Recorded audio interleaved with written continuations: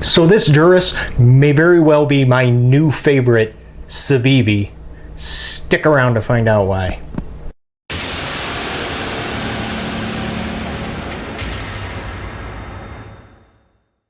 Hey, how you doing? My name is Jay, and if this is your first time here, well, welcome to this channel, and consider clicking on that subscribe if you're looking for knife reviews that get right to the point. Right about now, you should be looking at some specs. These are measurements that I had personally taken myself, but I will also have them listed down in the description below, just in case if any of you want to follow along throughout this review. Let's quickly go ahead and take care of those size comparisons, and I am going to start out with another CIVIVI. This is the Backlash. Next up is a Benchmade and the Mini Freak, so you should be able to get a true sense of the size, and you can see it is, well, it's not a very big knife. Let's do a couple Spydercos, and we'll start with the Sage 5. This one is probably the closest in size to the Durus, being the Native 5. And from Lion Steel, the SR22. Let's finish up this section with the Gent from Mass Drop. Well, excuse me, now they just go by Drop. I really like Mass Drop better, I think. For those of you running really short on time, allow me just to go ahead and say this. Yes, we've already determined it's a small knife. And it does, at least to me anyway, it looks kind of heavy duty, and I think that's because of the stockiness and this very wide blade profile. But it does feature thinner blade stock, which is going to make this a very good slicer.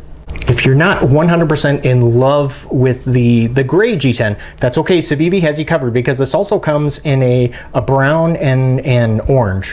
What initially attracted me to the Durus is going to be 100% that gorgeous drop point blade shape, also, and with the usable forward finger choil. Both are features that I look for when I'm shopping for a new knife. As long as we're already talking about the blade, let's just take a close look at this gorgeous, just satin finished D2 steel that is hollow ground, and just like most CIVIVI and WE knives, the blade it's completely sterile, with only really small, it's going to be the steel type, the D2. I'm not even going to try and show you because it's that small. Deployment with the flipper tab is, well, it's pretty good. I mean, it's not breaking any like speed records, but it's pretty darn good. And now the D10, it's strong enough that I'm unable to shake the blade loose, but I will say this, the deployment, very easy to fail. I can pretty much do it whenever I want. Even with a ball bearing pivot that this blade is riding on, I honestly don't think that this one will ever be like one of those kind of drop shutty sort of knives. I mean, most CIVIVIs really aren't like that anyway, but you can do that thumbnail, that closure. It's just, you know, since it doesn't drop shut, it's really not that much fun. Let me bring out the WE Bishop, for example, to do the thumbnail closure and the action. Man, I mean, that's a good time. The Durus, just, you know, not so much. If we take a look at the liner, which, what do you guys think? It's locking up at about 20%. And notice it's not like super paper thin like we do see with a lot of smaller knives. And the centering, it's not perfect. It's off just a little bit in that direction. It's not terrible. These G10 scales, they're about 3.8 inches in length and very hand filling, which I also like. Also pretty darn comfortable, and that's because there's not really any sharp edges anywhere that I've been able to find on this handle. And I wear a medium-sized glove, and you can see, yeah, I can fit all of my fingers there without choking up. But see, that's what's really nice about having a nice big usable forward finger choil is that it's going to be able to accommodate those of you that do have larger hands.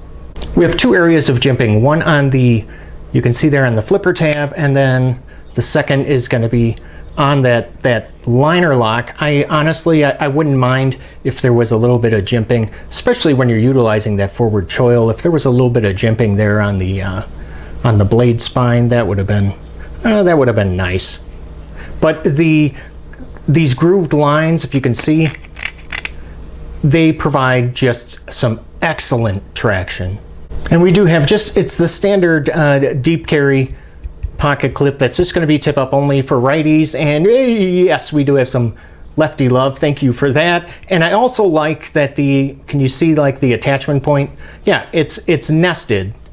I always appreciate that. And the fact that this hardware, all of the screws, yeah, look at that, black. Let's go ahead and try to cut some little bit of cardboard, but I want to show you the blade stock 3 millimeters thick, which is exactly the same as the backlash as well. So utilizing the forward choil. Oh yeah, wow, that is really nice. I can really kind of bear down on that cardboard when I'm using that choil. I like that. Before I go ahead and toss this up on the scale, I just want to show you that it is going to be partially open construction with the back spacer. And if you take a look on the inside, they actually, both of these liners have been skeletonized in an effort to keep that weight down. And I want to add, I am so glad that these scales are not blue or gold or green or whatever. I'm glad that they're the color that they are, and they also appear to be, I think they're kind of bead blasted. At least that's how the finish looks. Let's see how they did with the weight. They did pretty good. I mean, it's a small knife, 3.7. You could make the argument that that's a little on the heavy side for this short of a knife, but it doesn't bother me. Oh, 3.6. 3.6 ounces, which is going to be roughly almost the same as about 1, 2, 3, 4. Looks like 4 AA batteries.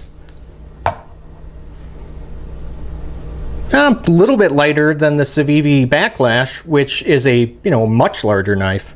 And speaking of the Backlash, now I have previously reviewed this knife. So if at the end of the video, yep, you look up there to the corner, you see that icon, go ahead and click it. That will take you to my full review. Now, before we get to my potential deal breakers, I need to thank my friends over at White Mountain Knives who were kind enough to send this knife over for me to review for you. And if you are interested in purchasing this knife, I highly recommend you do get it from them, and I'll include a link to White Mountain Knives down below. But more importantly, make sure that you enter in my coupon code so you can get 10% off your order. And that is just going to be Lefty Love, all in lowercase. And I do have a question for you. If you could just leave your answers down in the comment section below. Really, all I'd like to know is how important is that fidget factor to you? I mean, since this knife really is it's not going to be that fidget type of a knife, and I'm fine with that, but are you? So let me know, leave me your answers. Do your knives, do they have to drop shut for you to enjoy them? And really, I only have like 3 potential deal breakers, and they're really, really minor. The first one is regarding the lack of jimping on that blade spine. I don't know about you, but especially when you have a forward finger choil, I like to have that jimping at least on, if not on the spine of the blade, then at least on the spine of the handle right there at the pivot. Second potential deal breaker is, again, I know we've already talked about it a few times, but the fact that this knife is not dropping shut. Again, not a huge deal to me, but I know some of you, you really enjoy that in your knives, and that's fine. Last potential deal breaker is going to be the overall size. I mean, it's a small knife. I mean, at 6.8 inches, it's a little guy. I mean, it's hand filling, but it's a little knife. So where does that leave us with the CIVIVI Durus? Well, can you just imagine for a second if this knife was just a little bit larger, maybe even like a Backlash size, 3¼ to 3½ inch blade. Oh, that would be just fantastic. I like the knife as it is, but a little bit larger, and I mean, that's right in my wheelhouse. So for $65, it's a nice little knife. I mean, there's really nothing crazy exciting about it. I mean, you do get, for that $65, you do get the pouch and the rag, which I guess is nice. I mean, this knife is going to be for those of you that like carrying your smaller knives, but you want something with a little more meat on the handle, just a little bit more, something to grab onto. I mean, it's beefy looking, yet with thinner blade stock, which makes this just very effective, as you saw, a very effective slicer. While $65 is not the deal of the century, but there's a lot of material here that they used. Now make sure that if you do want to buy one of these, get it from White Mountain Knives. Use my coupon code LeftyLove for 10% off. I want to thank you for watching, and if you enjoyed the video, leave a thumbs up, and don't forget to go ahead and click on that subscribe button for knife reviews that get right to the point. Thanks, and I'll see you next time. You guys take care.